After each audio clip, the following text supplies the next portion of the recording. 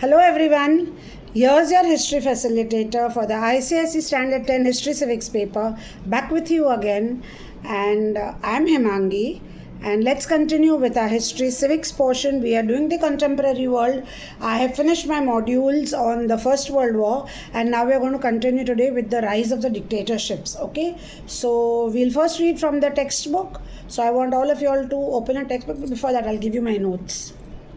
Before we start with the text, can you take a picture of the notes?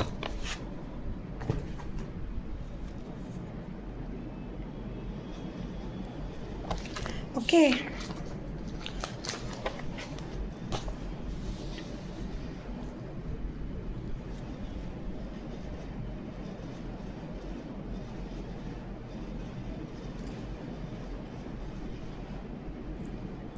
Yeah, can you see it?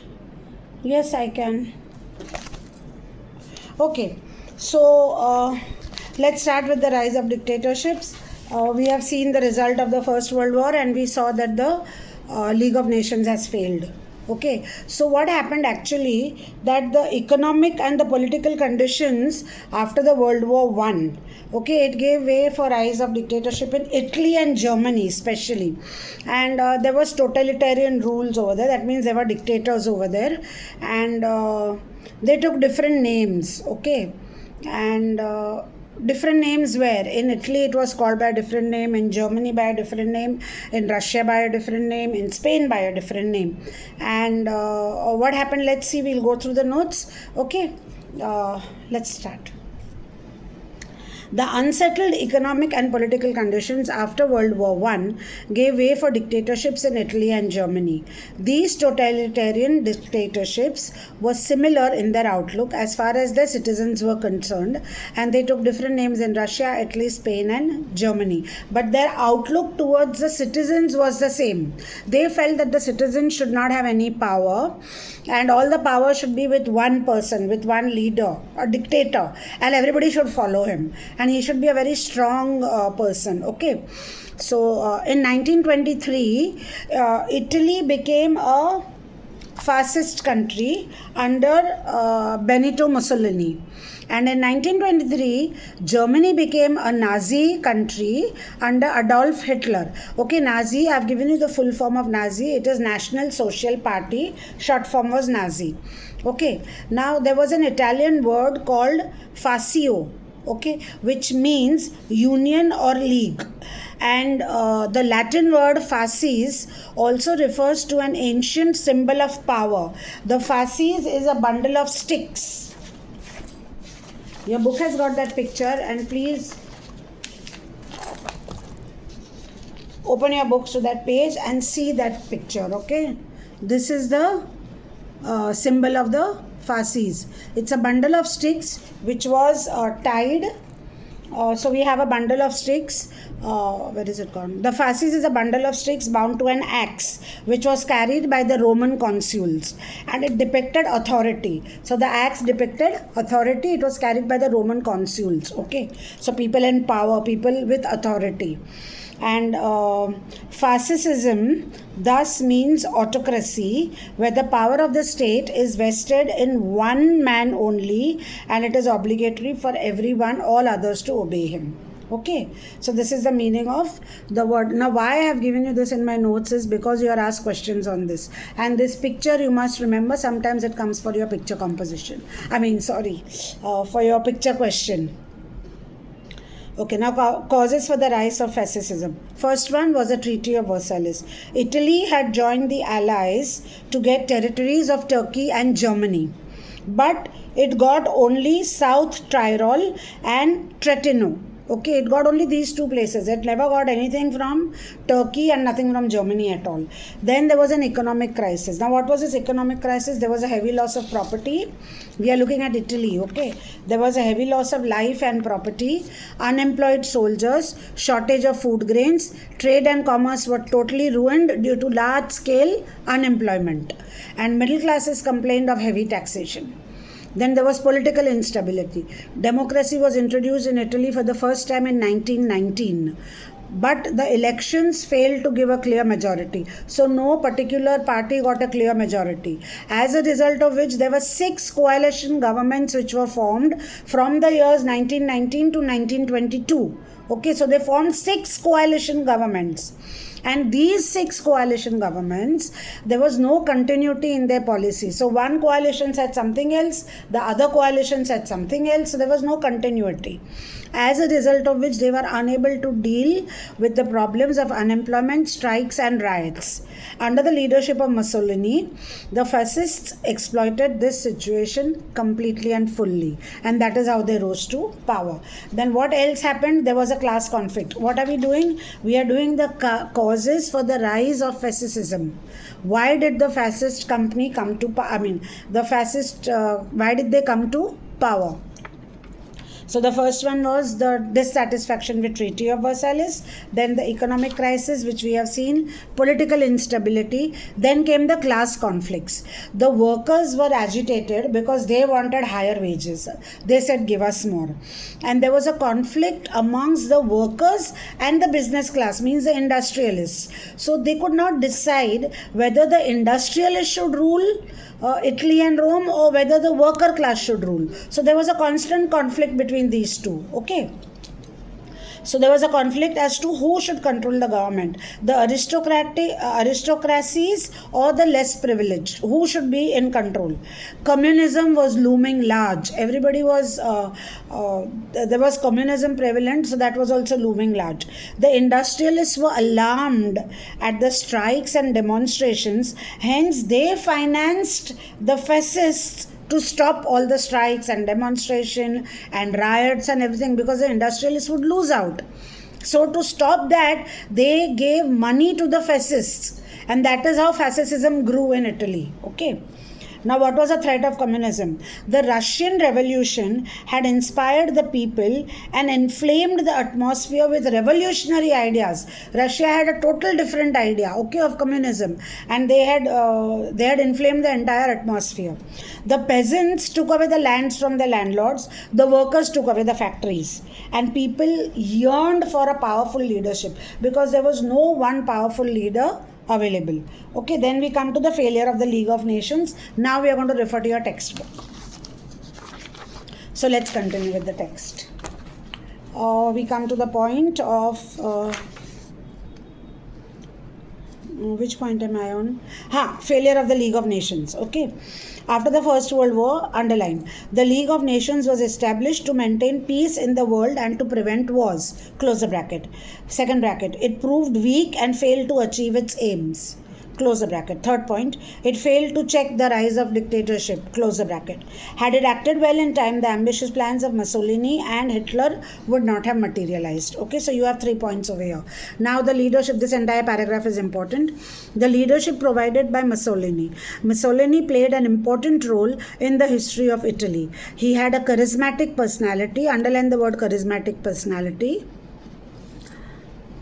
And his speeches praised the past glories of Italy, and thus he won the faith of his countrymen. And Mussolini was called as Deuce, which means the leader. The Deuce means the leader. Okay, that is a word which was used for Mussolini, and that is how Mussolini grew in power. Now we come to the aims of fascism. What was their aim? What was their thinking? What did they aim for? Okay. You underline, democracy was not suitable for the whole country because it widens the gulf between the poor and the rich. So this is what they thought. They said that we should not have democracy because democracy widens the gap between the rich people and the poor people. The rich get richer, the poor get poorer. Okay, then second point, the fascists supported one party and one leader. So they wanted one party, one leader. They believed that the country could make progress only under one leader.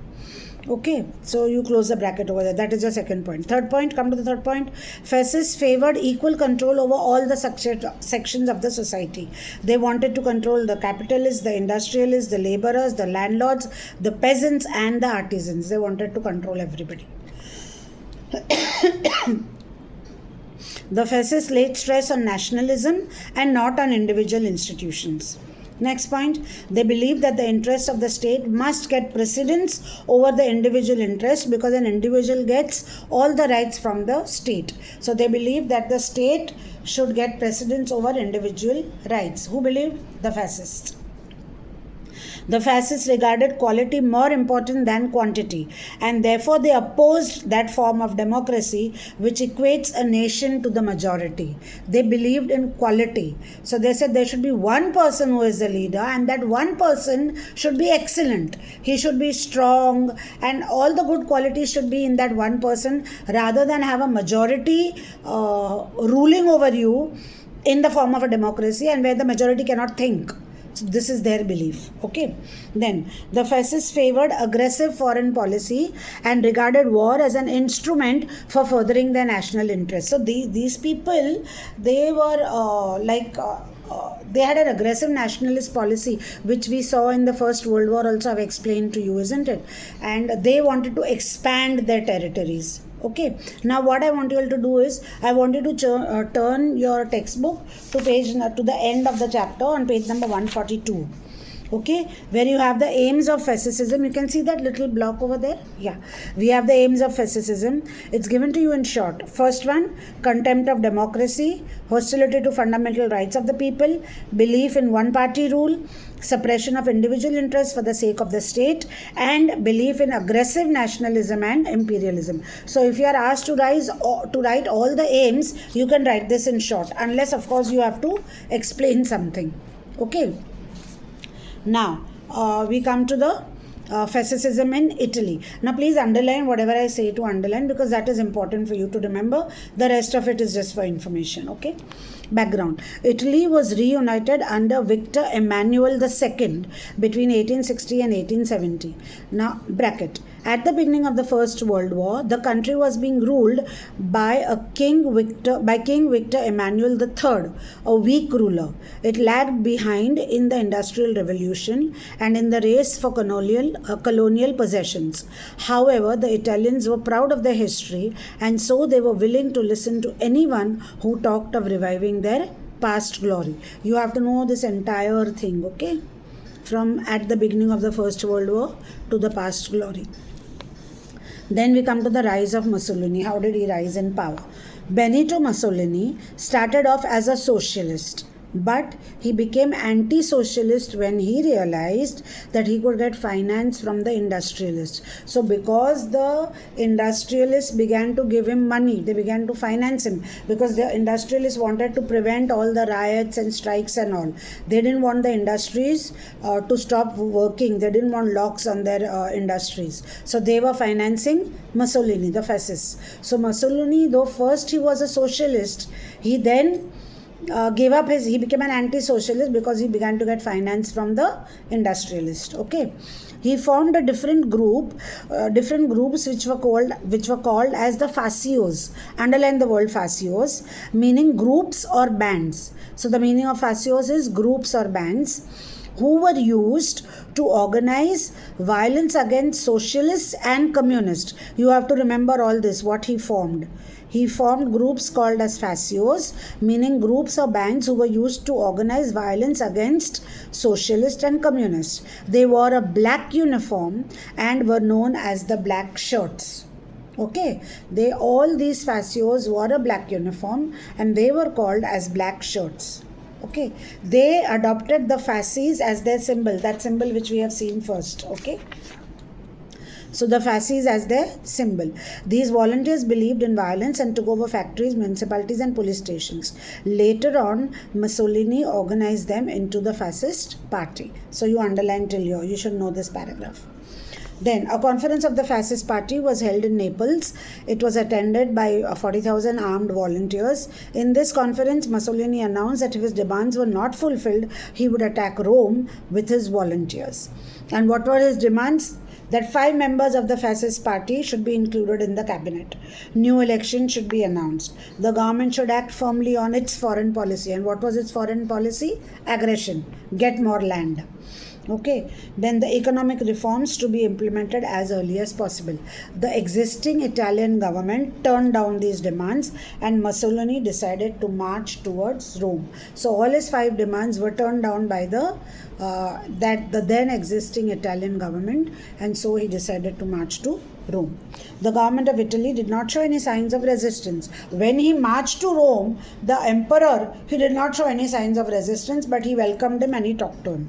Okay, Emperor Victor Emmanuel III invited Mussolini to form a new government. So you underline this. The Italian government turned down his demands and then they welcomed him. Okay, which he did on October 31, 1922. Mussolini appointed the fascists as, you don't need to remember the date.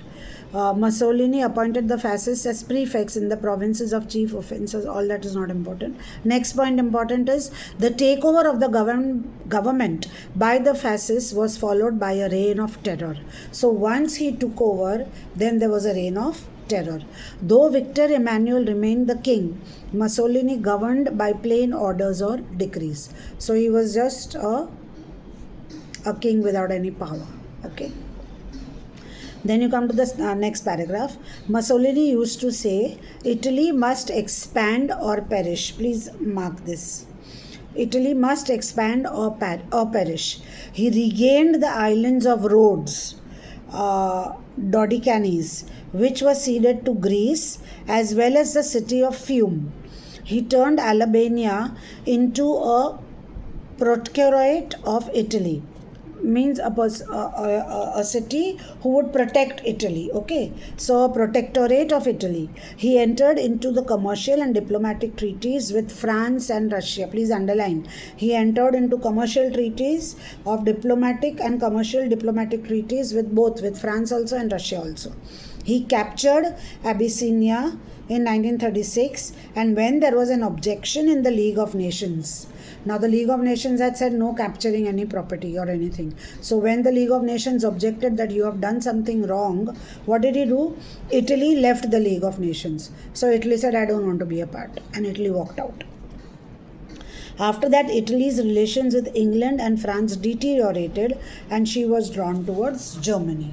Okay, Germany also had a dictator who was rising up at the same time. Okay, now how did it end? How did fascism end? Italy was defeated in the Second World War. The career and life of Mussolini ended in disgrace. He was deposed by his own party council, and in April 1945 he was executed, and thus fascism came to an end. Okay, so this much for Italy and the fascism and Benito Mussolini. All these points you have to learn. Whatever we have marked is what you are supposed to learn, and please learn it by heart, learn it by rote, and whatever I have marked for you, those are simple things. If you have not been able to get it, go through the module again and you mark everything so that you know what to learn and what to write, and you don't have to write it long. And where I have given to you over here at the end of aims of fascism, please add a line over there. Refer to the last page for the short points. So if you are asked all the points that give all the aims of fascism, then you give it in short. You don't have to write lamba. Okay, so just those points is what you will write. And of course, in the beginning of my notes, I have given you the causes for the rise of fascism. So we have done the causes, then we have done the aims, and those are the two things that we have done in detail. And I want you all to please learn it so that you all don't make a mistake. And next time we'll continue with the impact of fascism, and then I'll finish off the impact, so then we can start with Nazis straight away. Let's continue. So we'll continue with the impact of fascism. Initially, Italy benefited a lot under the fascist regime, but in the longer run it proved quite disastrous for Italy and the people. And what were the consequences? First point, Mussolini carried out administrative and economic reforms. He took measures to stall further devaluation of the Italian currency. So that was the first economic impact. In the margin over there, I want you all to write the word economic impact. see if you are asked about what was the impact of fascism, this point you can write under the economic impact of fascism. Then the second point, okay, you just have to write that much, the first point, and then he took measures to stall further devaluation of the Italian currency. That's all. Then you come to the second point, which is right in the margin, which is unemployment. What did Mussolini do? I write it like this. This is the way I mark next to each point, so we know what we are talking about. So when you are learning also, it becomes easier for you to know which point you are talking, and if you have to write in short with headings, you can just write it. This is my way, you can have your own ways, no problem. Then we come to unemployment. So what was the first one? A number of measures were taken to reduce unemployment. Next line, Mussolini started an impressive public works program which included the building of roads, bridges, canals, railways, schools, hospitals, etc. All that you write for unemployment point. Okay, then the next point is education. All efforts were made, that entire point, the third point is for education. All efforts were made to eradicate illiteracy by making elaborate provisions for education. Many new schools, colleges and libraries were set up. Then the next point is military.